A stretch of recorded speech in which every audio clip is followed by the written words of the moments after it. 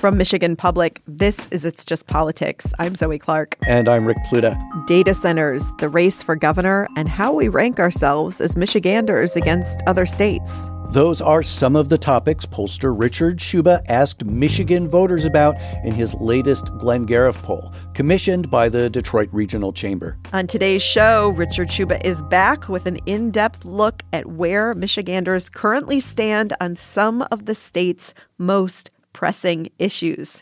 Richard Schuba, welcome back to It's Just Politics. Thank you. It's great to be here. So let's start with data centers. It feels like there's a lot of news out there in Michigan focused on this issue, but your poll really surprised me about what folks know about data centers. What did you find? Well, we asked the first question, have you seen or heard anything about data centers over the past year?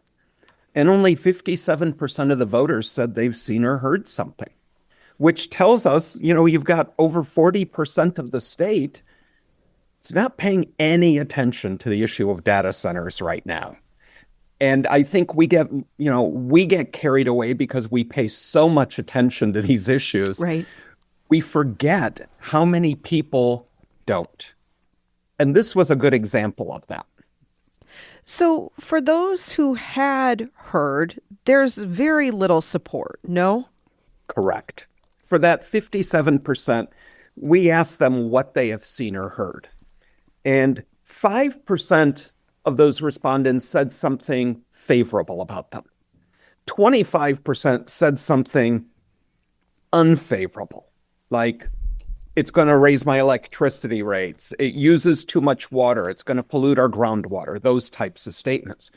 But the other 2/3 of those voters gave what I would call a neutral statement, and I want to be careful how we frame that.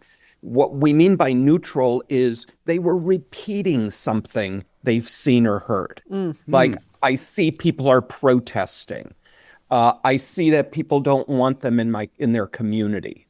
I will tell you those, while we say it's neutral, it is disproportionately reflecting a negative. And I think what that tells us is that the narrative around data centers right now is very negative for those paying attention. There is very little being talked about in the way of why they're needed, what they do, how they might be beneficial to a community. That's not part of the conversation right now.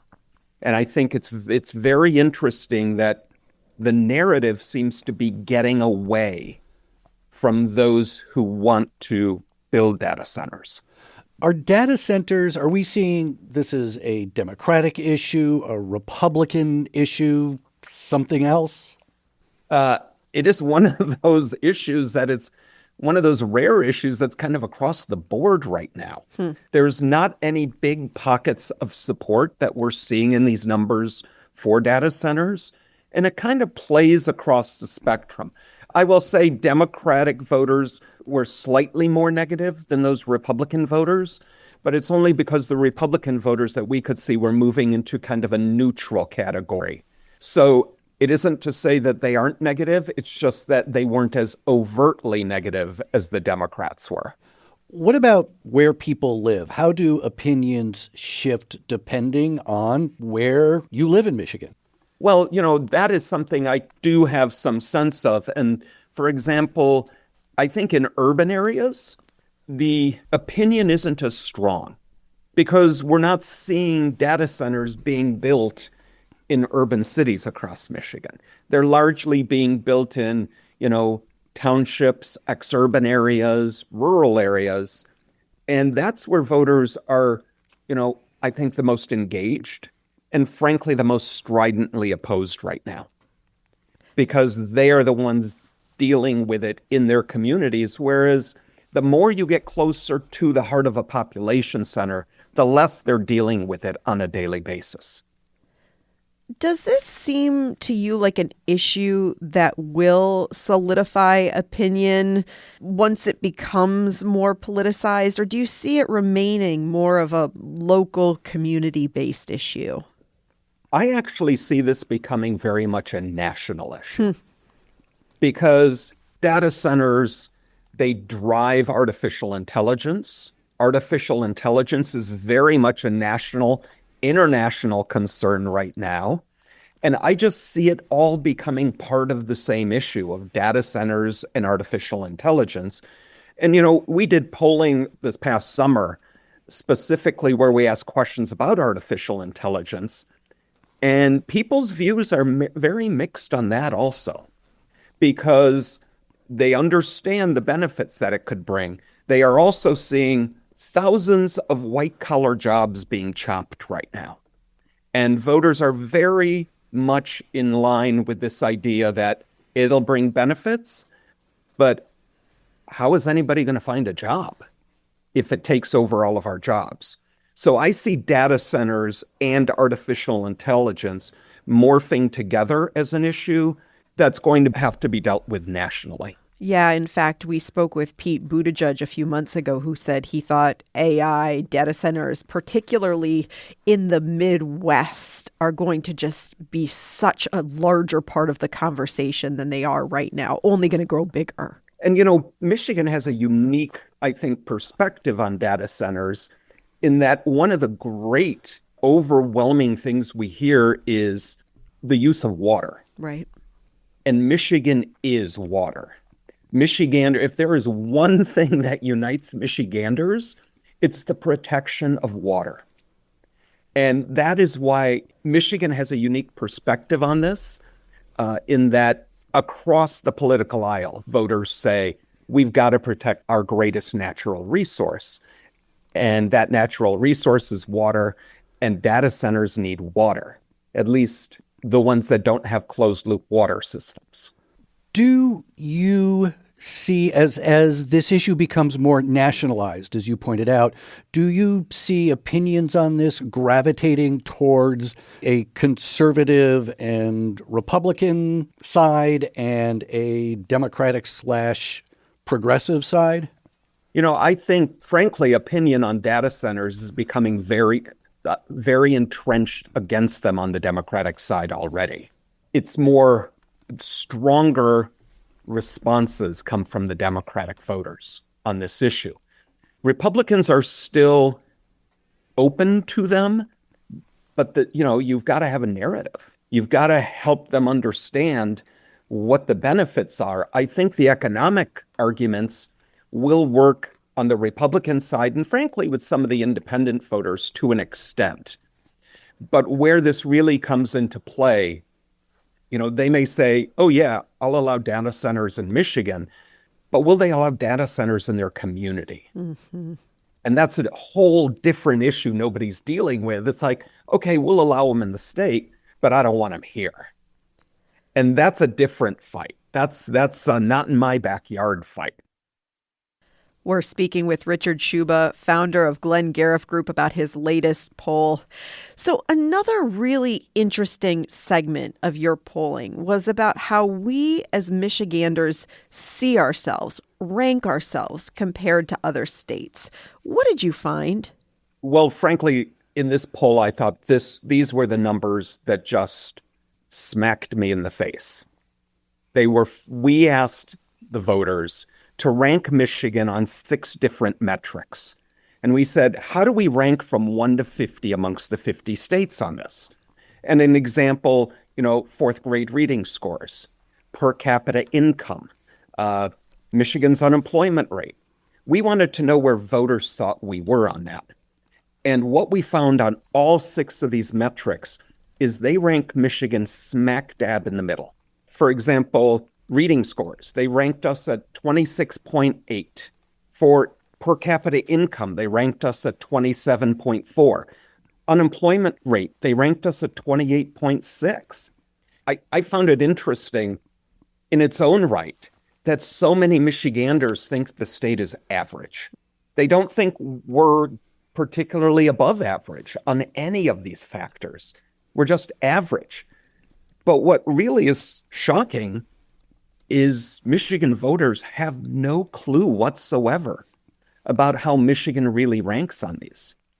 And, I gave you those 3 reading scores. They ranked us at 26.8. Well, we're actually 44th. On per capita income, they ranked us at 27.4. we're actually 40th. And if you look in the last 25 years in income growth, we're actually 50th. We're the worst state in income growth over the last quarter century. And on the unemployment rate, they ranked us at 28.6. We're actually 45th. So Michigan ranks really poorly on those metrics. And what's clear is the voters of the state don't know it. Richard, why do you think that is? What do you make of this over ranking? I think part of the reason is because they are not hearing from not just political leaders, they're not hearing from many of our institutional leaders that we have problems in the state of Michigan. And, I kind of get it from the political leaders because this has been happening now for example, per capita income. It's been happening over 25 years. Both parties have had control at some point over that last 25 years. They don't want to point out, hey, guess what? Michigan's really bad on per capita income compared to everyone else, because that would require them to share the responsibility. But I think for the institutional leaders, and we're starting to see groups like Michigan Futures, Business Leaders for Michigan, the Greater Detroit Chamber of Commerce, really focusing in on talking about these issues now, because you can't get improvement if the voters don't know there's a problem to begin with. Richard, do you think this will change during this election year? That the party not in power, let's say candidates for governor, Republicans, might highlight some of these numbers about how poorly Michigan is doing, and that this might, I don't know, smack some people in the face a little bit with some of this data? Well, I've actually been thinking about this in a previous life, as you guys know. I was very much involved on the political side, on one side of the aisle. And it was kind of the party out of power's responsibility to bring these issues to light, to give them air with the voters. And what we have now, the party out of power is the Republican Party right now in Michigan. We're hearing some of this from them. But the reality is we're hearing a lot of their candidates run a primary to one person, and that's Donald Trump. And so they're not as focused on highlighting these issues as parties out of power have been in the past, to put it bluntly. And it's going to cost Michigan if we don't grapple with these issues. Because, those rankings I read to you, we're not good. And it's a fast descent. We're not stopping. Per capita income, perhaps, is one of the most shocking figures. That figure that over the last 25 years, we're 50th in income growth. And it really goes to what we're seeing in the polling, that voters in Michigan are just, frankly, apoplectic about costs. Well, part of the reason costs are so expensive in Michigan is because our income growth is not keeping up compared to other states. I guess I'm thinking from a policy standpoint, optimism about the state can be helpful, but it can be potentially risky because it can create complacency. And, we regularly test Michigan. Is Michigan on the right track or is it on the wrong track? And a majority of Michigan voters think the state is on the right track. And I think part of that is due to a whole myriad of reasons. Some of it goes to which party is in power and do you like them? But it can also be reflected by, as Sandy Barua at the chamber likes to say, are the Pistons winning or the Lions winning? Makes you feel good about Michigan. But when we talk about what does our state look like compared to the other states, I think it's startling that Michigan voters just don't know. And they need to know if the state is going to change any of this. Richard, is it unusual for voters, for Michiganders, to overrank ourselves? And why is it that we're seeing people's perceptions reflected in your polling seem to be rosier than how other data suggests that, well, maybe they should see things? Well, I compare this to talking about schools with voters. And when you ask voters, for example, oh, how are the schools in Michigan doing? You'll get a lot of voters say, oh, not good at all. But then we ask them, well, what about your school? Oh, my school's great. Right. My school's doing fantastic. We did this work for the Defense Democracy Project on elections. And we asked them if Michigan's, if their local elections were fair and accurate. Overwhelmingly, yeah, voters say my local election is accurate. What about other counties' local elections? Well, suddenly those weren't as accurate. And so I think some of that plays in here where it's like, oh, Michigan's okay. We're not hearing about any crisis. I will say, if we were to have done this back in 2008, 2009, 2010, I think these rankings would have been much lower because everyone in Michigan understood the state was in a crisis coming off the Great Recession. They saw the auto industry declaring bankruptcy. It was company after company closing, people losing their houses. They knew there was a crisis. Right now, they don't know there's a crisis. And it's a different challenge for policymakers because you don't want to be the king of gloom and doom telling them there's a crisis. But at the same time, if they don't know, you can't fix the problem. Well, finally, let's turn to the purely political. That is the race for governor. We are, of course, 8 months away from the general, 5 months from the primaries, so there is still time. But what stood out for you from what you found? Well, what we're seeing is, first and foremost, this is a dead even three-way race. We tested Mike Duggan as the independent, Jocelyn Besson as the Democrat, John James as the Republican. Since then, we've had a new entry into the Republican primary with Perry Johnson. So we didn't test him, but we tested these three. It's a very close race. And what we continue to see is Mike Duggan getting additional traction. And we did something really different in this survey that I usually don't do. We usually put out, how do the candidates do in the Metro Detroit market? How do they do in outstate? But we actually pull samples from 10 different regions in the state. But each of those is such a small sample size, I usually don't report them. In this case, I thought it was important to report all 10 of those regions because it helps us understand where are Mike Duggan's numbers coming from. And what we are seeing is he just has a very strong base of support coming out of Wayne County, of course, but he's, polling 45% in Macomb. He's polling 40 in Oakland County. Those are the three counties that are driving his numbers. And we wanted to show that individually. And I just want to go back when we talk about this governor's race. We need to remember we've never seen this in Michigan. We've never seen a race with an independent that is so strong.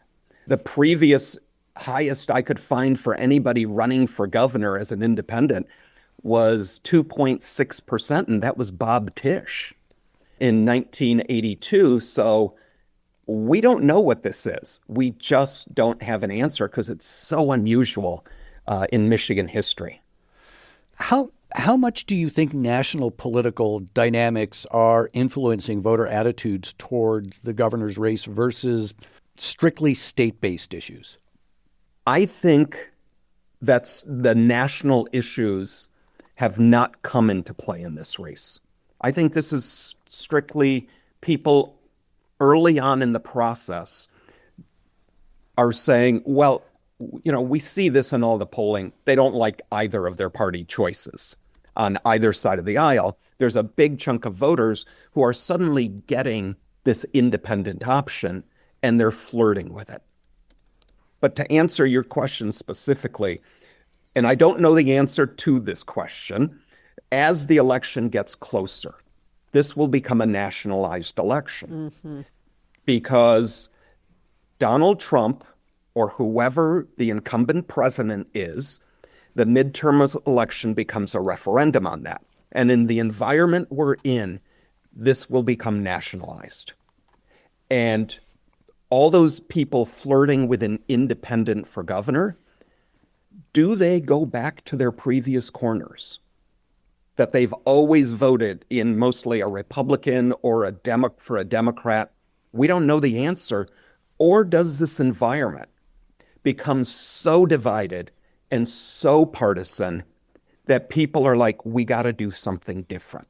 We don't know the answer to that question. We'll know the answer to that the day after the election. I was going to say, and we'll continue to look to you for answers.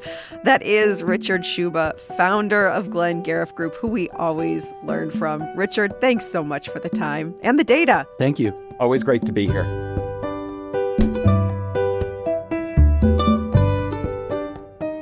And that is It's Just Politics for today. I am Zoe Clark. And I'm Rick Pluta. Let's talk again next week.